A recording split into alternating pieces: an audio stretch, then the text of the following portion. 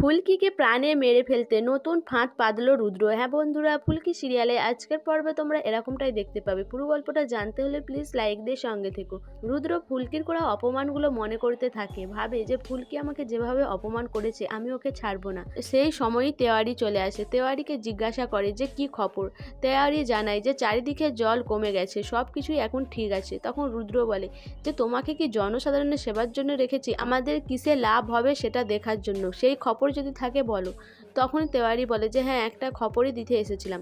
আমাদের যে বেআইনি অস্ত্রগুলো আসছে সেগুলো তো আমাদের মোহনাপুরাতে এসেই ঠেকার কথা। আমরা কি সেখানে এখন এই অস্ত্রগুলো নামাবো? তখন রুদ্র বলে যে না, কোনোভাবেই নয়। এখন চারিদিকে যা অবস্থা, ফুলকি আমার পেছনে হাত ধুয়ে পড়েছে। আর এই ত্রাণ নিয়ে যেটা হলো, তারপরে এই অস্ত্র এখন এখানে নামানো যাবে না। একটা এমন জায়গাতে নামাও যাতে কোনো কিছু অসুবিধে না হয়, কেউ খোঁজ না পায়। এরপর তেওয়ারি বলে ঠিক আছে। তখন রুদ্র বলে যে তেওয়ারি, তুমি বললে না মোহনাপুরার দিকে জল বেড়েছে, ওইদিকে জল এখনো কমেনি, নদীর এখনো গেট লক করাই রয়েছে, তাই তো? তখন তেওয়ারি বলে যে হ্যাঁ। তখন রুদ্র বলে যে আমাকে অনেক কিছু ভাবতে হবে, অনেক প্ল্যানিং রয়েছে। এখন তেওয়ারি যাও, তোমার দাদার অনেক অপমান হয়েছে, তোমার দাদা সেগুলো কখনোই মেনে নেবে না।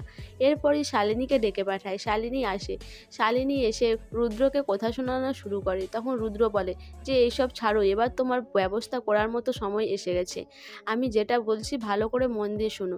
এরপর রুদ্র তার প্ল্যানিংটা বলে শালিনীকে। শালিনী বাড়ি ফিরে চলে আসে। এদিকে ফুলকি আরও বাড়িতে এসে সবাই ফ্রেশ হয়ে যায়। ফুলকি আর রোহিত যেই সময় ঘরে থাকে সেই সময় শালিনী বাইরে আড়ি পেতে থাকে। রোহিতের খুব মাথার যন্ত্রণা হওয়ার কারণে ফুলকি তাকে মেসেজ করে দেবে বলে, কিন্তু এমন মেসেজ করে রোহিত বলে যে থাক ফুলকি, আর করতে হবে না, এমন করছো আমার তো ব্যথাই করে দিবে গা হাত পা। তখন ফুলকি বলে কেন, সে আর ব্যথা লেগেছে? ঠিক আছে, আমি ভালো করে করছি। তখন রোহিত বলে রক্ষে করো, আমি হাত জোড়ো করছি, আমার কোনো মেসেজ লাগবে না। সেই সময় রোহিত দেখতে পায় একটা ছায়া। ছায়াটা দেখতে পেয়ে বলে কে ওখানে দাঁড়িয়ে আছো, ভেতরে এসো। এরপর শালিনী আসে। শালিনী এসে বলে যে অনেক নেকামো দেখেছি, তোমাদের এই নেকামোগুলো আর বেশি দিন চলবে না। মনে মনে এই কথাটা ভাবতে থাকে। তখন রোহিত বলে যে যেটা বলতে এসেছো বলো, এইভাবে দাঁড়িয়ে রয়েছো কেন? তখন শালিনী বলে যে আমি তোমাদের সাথে উদ্ধার কার্যে যেতে চাই, আমার মনের মধ্যে গিল্টি ফিল হচ্ছে। তখন রোহিত বলে যে তোমার মনে কি হচ্ছে সেটা বলার দরকার নেই, আর এমনিতে উদ্ধার কাজ হয়ে গেছে, যদি কোনো আর দরকার পড়ে তাহলে তোমাকে বলবো। এরপর শালিনী ওখান থেকে বেরিয়ে যায়। রোহিত শালিনীর মুখের উপর দরজা বন্ধ করে দেয়। শালিনী বলে যে আমাকে দেখিয়ে দরজা বন্ধ করলে না, আর বেশি দিন নয়, এবার আমি কামারের একঘা দিতে চলেছি, তোমার দিকে আমি ছাড়াছাড়ি করেই ছাড়বো। এর পরের দিনই যখন মোহনাপুরাতে উদ্ধার কার্যে যায়, সেখানে রোহিত, ফুলকি আর শালিনী যায়।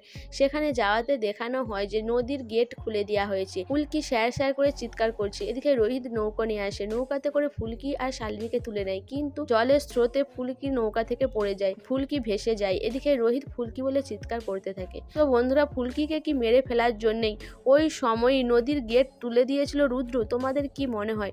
রুদ্র তো এটাই প্ল্যানিং করেছিল। তাহলে কি রুদ্র এবার সাকসেস হলো ফুলকিকে পৃথিবী থেকে সরিয়ে দিতে?